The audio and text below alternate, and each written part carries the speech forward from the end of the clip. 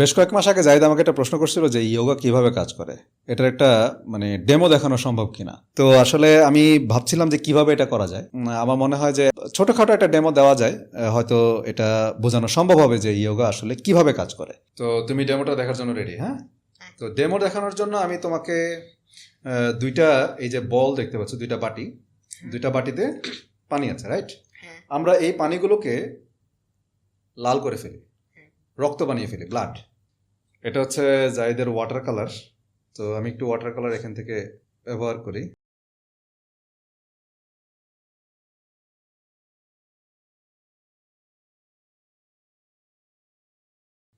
তো এটা হচ্ছে মনে করো ব্লাড, শরীরের ব্লাড। হ্যাঁ, এখন এখানে দুইজন মানুষ আছে। একজন মানুষ হচ্ছে যে কখনো যোগা করে না, তার বডির মাসেলগুলো একেবারে ইনটেক, ব্যবহার হয় না। আর আরেকজন মানুষ হচ্ছে যার মাসেলগুলো ব্যবহার করে, সে স্ট্রেচ করে। দেখো, এটা হচ্ছে দুইটা স্পঞ্জ, দুইটা স্পঞ্জ। এই স্পঞ্জটা হচ্ছে যেটা ইউজ করা হয়েছে, অনেকবার ইউজ করা হয়েছে, আর এটা এখনো ইউজ করা হয় নাই। ঠিক আছে, এখন আমি এই স্পঞ্জ দুইটাকে একই সাথে এখানে ছেড়ে দেব। ছাড়লে তুমি দেখো কি ঘটনা ঘটে।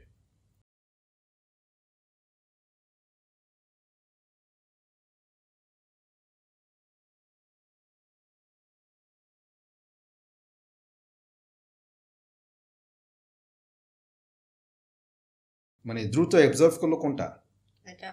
এটা। দুটোতেই তোমার অ্যাবজর্ভ হয়েছে, কিন্তু এটাতে অ্যাবজর্ভ হয়েছে দ্রুত, আর এটাতে একটু সময় লেগেছে। ইয়োগার কাজটা এভাবেই হয়। যে মাসলগুলো স্ট্রেচিং হয়, সেই মাসলগুলোতে রক্ত চলাচল খুব দ্রুত হয়। ধরো তুমি যে খাবার খাও, সেই খাবারের মাধ্যমে যে তুমি নিউট্রিশনগুলো পাচ্ছ, ভিটামিন, মিনারেলস এবং অন্যান্য যে নিউট্রিশনগুলো তুমি নিচ্ছ, সেই নিউট্রিশনগুলো সারা শরীরে ট্রান্সপোর্ট হয় কিসের মাধ্যমে? তোমার এই পুষ্টিগুলো সারা শরীরে একদম স্কিন পর্যন্ত এই পৌঁছানোর কাজটা করে কে? ব্লাড। সব ভিতরে যত রকম অর্গান আছে, তোমার হার্ট, লাং, কিডনি, তারপর হচ্ছে লিভার, প্যানক্রিয়াস, সব কিছুতে, সমস্ত জায়গায়, সমস্ত শরীরে তোমার এই নিউট্রিশন ট্রান্সপোর্ট করার কাজটা কে করে? ব্লাড। তাহলে তোমার ওই ব্লাড যাতে ঠিক মতো ট্রান্সপোর্ট হয়, এটা যেন তোমার পুষ্টি উপাদানগুলো যেন ঠিক মতো ট্রান্সপোর্ট করা যায়, এটার জন্য তোমাকে ব্লাড সার্কুলেশনটা প্রপার রাখতে হবে। আর ব্লাড সার্কুলেশন যাতে প্রপার হয়, সেই জন্য আমরা ইয়োগা করি। ইয়োগাতে আমাদের মাসেলগুলোকে স্ট্রেচ করি এবং আবার কন্ট্রাক্ট করি। এই স্ট্রেচিং এবং কন্ট্রাকশন, এই দুইটার যে কম্বিনেশন, এই কম্বিনেশনের মাধ্যমে আমাদের শরীরে ব্লাড সার্কুলেশনটা বেটার হয়। ডেমো পেয়েছ? এবার বুঝতে পারছো? আচ্ছা, আমার একটা প্রশ্ন আছে। স্পঞ্জগুলো উঠাও। আচ্ছা, স্পঞ্জ উঠাবো। ওকে, ওটা কি চিপবো এগুলা? হ্যাঁ, চিপো। আচ্ছা,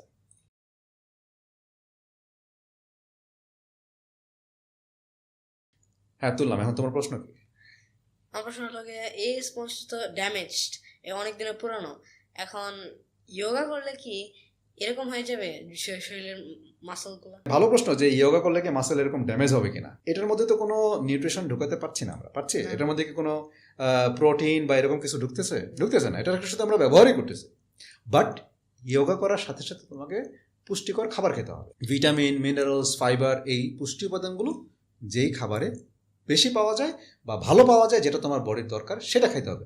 যদি তুমি সেটা ঠিকমতো খাও এবং নিয়মিত ইয়োগা করো, তাহলে তোমার বডির মাসল এরকম ভালো থাকবে, কিন্তু ব্লাড সার্কুলেশনটা ভালো হবে। তখন তোমার মাসেলগুলো আর এরকম এটার মতো ড্যামেজ হবে না। তো এখন যদি তুমি মনে করো যে তুমি একদিকে ইয়োগা করলা, আরেকদিকে আবার ওই প্রতিদিন একটা করে পেস্ট্রি কেক খাইলা, বা প্রতিদিন 2-4টা করে সিঙ্গারা খাইলা, বা এই সমুচা খাইলা, তারপর মনে করো প্রতিদিন তুমি এরকম ওই যে ময়দার তৈরি জিনিস যেগুলো আছে, নান রুটি, তারপর পিৎজা, বার্গার, এগুলো খেতেই থাকলা, তাহলে তোমার এই মাসল, এখানে তুমি বাইরে থেকে বুঝবা না হয়তো, কিন্তু ভেতর দিকে তোমার মাসলগুলো এরকম ড্যামেজ হবে যদি তুমি ওই খাবারগুলো না ছাড়ো। তারপর চকলেট, তারপর তোমার বিভিন্ন ধরনের খাবার যেগুলো আছে, যেগুলো তোমার শরীরকে ভেতর থেকে ড্যামেজ করে, তো ওগুলো যদি তুমি না খাও, প্রপার নিউট্রিশন, প্রপার পুষ্টি যেই খাবারে আছে, সেগুলো যদি তুমি খাও এবং পাশাপাশি যদি যোগা করো, তাহলে তোমার মাসল এই রকম ড্যামেজ হবে না। Got it? হ্যাঁ, কিন্তু এখানে দেখো তো, তোমার এই স্পঞ্জটা যেহেতু পুরানো, এটা যেহেতু যেমন এটা ওই মাসলকে রিপ্রেজেন্ট করে যে মাসলটা বারবার স্ট্রেচ হয়েছে, এটা আর এই স্পঞ্জটা রিপ্রেজেন্ট করে যে মাসলগুলো এখনো ব্যবহার হয় না। হ্যাঁ, এখনো ব্যবহার হয়নি, কিন্তু আমি তো শুনেছিলাম যে যেটা নতুন ওটাই ভালো। না না, সেটা ঠিক আছে, নতুন যেটা সেটা ভালো, ওকে ফাইন, কিন্তু সেগুলো হচ্ছে জিনিসের ক্ষেত্রে, বস্তুর ক্ষেত্রে। হ্যাঁ, কিন্তু আমাদের বডির যে অর্গান আছে, আমাদের বডির যে মাসলগুলো আছে, বডিতে যা যা আছে, এই সব কিছু ব্যবহার করার জন্য যেই অর্গান বা যেই জিনিসগুলোকে আমরা ব্যবহার করি না, সেই জিনিসগুলো আস্তে আস্তে নষ্ট হয়ে যায়। তোমার সাইকেল আছে না একটা, হ্যাঁ। একদম নিচে গ্যারেজে, হ্যাঁ। সেই সাইকেলটা ধরো তুমি 3-4 মাস, 5 মাস, 6 মাস তুমি এটাকে বাইর করো না, সাইকেলটা চালাও না। 6 মাস পরে গিয়ে তুমি যদি সাইকেলটার কাছে যাও, গিয়ে কি দেখবা, ওটার উপরে প্রচুর ধুলা পড়ে আছে, জং ধরে গেছে, চেনের মধ্যে জং ধরে যেতে পারে, অথবা দেখবে তুমি ব্যবহারই করো নাই কিন্তু টায়ারের ভিতরে কোনো বাতাস নাই। এই রকম যে প্রবলেমগুলো, তুমি তো সাইকেলটা ব্যবহার করো নাই। যদি তুমি সাইকেলটাকে ব্যবহার করতে, তাহলে তুমি প্রতিদিন এটাকে মুছে পরিষ্কার করে রাখতা, এটাতে টায়ারে বাতাস আছে কিনা সেটা চেক করতা। এইরকমভাবে তুমি তোমার জিনিসটাকে সবসময় রক্ষণাবেক্ষণের মধ্যে বা মেনটেন্যান্সের মধ্যে রাখতা। যেহেতু তুমি ব্যবহার করো নাই, এটার ভিতরে কি হচ্ছে না হচ্ছে তুমি জানো না, তুমি কোনো রকম মেনটেন্যান্স করো নাই, যার ফলে তুমি যদি 6 মাস পরে ওইটার ব্যবহার করতে যাও, তখন কে দেখবা এটা আর আগের মতো কাজ করছে না, এটা হয়তো বা হঠাৎ করে খুব বেশি নষ্ট হয়ে গেছে, আর ইউজই করা যাচ্ছে না। তো তোমার বডিরও এই অবস্থা হবে। তুমি হয়তো 10 বছর, 15 বছর বা 20 বছর ধরে কোনো দিন এক্সারসাইজ করো নাই, এরপরে হুট করে একদিন এক্সারসাইজ করতে শুরু করলা, একদিনে অনেক বেশি করে ফেললা, তোমার বডি সেদিন ভেঙে পড়তে পারে, তুমি হয়তো অ্যাক্সিডেন্ট হতে পারে, ইনজুরি হতে পারে। সেজন্য অল্প অল্প করে প্রতিদিন নিয়মিত এক্সারসাইজ করতে হবে, নিয়মিত যোগা করতে হবে, এবং সাথে সাথে পুষ্টিকর খাবার খেতে হবে। ঠিক আছে?